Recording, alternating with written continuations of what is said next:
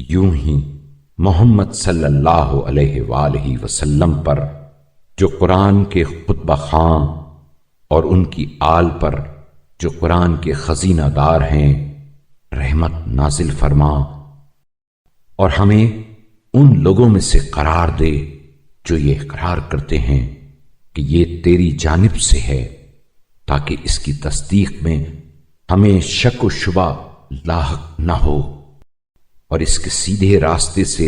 روگردانی کا خیال بھی نہ آنے پائے۔ اے اللہ، محمد صلی اللہ علیہ وآلہ وسلم اور ان کی آل پر رحمت نازل فرما، اور ہمیں ان لوگوں میں سے قرار دے جو اس کی ریسما سے وابستہ اور مشتبہ امور میں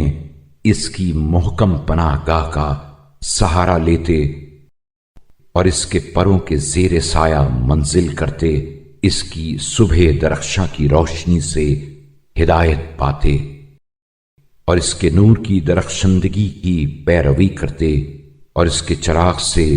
چراغ جلاتے ہیں اور اس کے علاوہ کسی سے ہدایت کے طالب نہیں ہوتے۔ بار الہ، جس طرح تو نے اس قرآن کے ذریعے محمد صلی اللہ علیہ وآلہ وسلم کو اپنی رہنمائی کا نشان بنایا ہے اور ان کی آل کے ذریعے اپنی رضا و خوشنودی کی راہیں آشکارا کی ہیں، یوں ہی محمد صلی اللہ علیہ وآلہ وسلم اور ان کی آل پر رحمت نازل فرما، اور ہمارے لیے قرآن کو عزت و بزرگی کی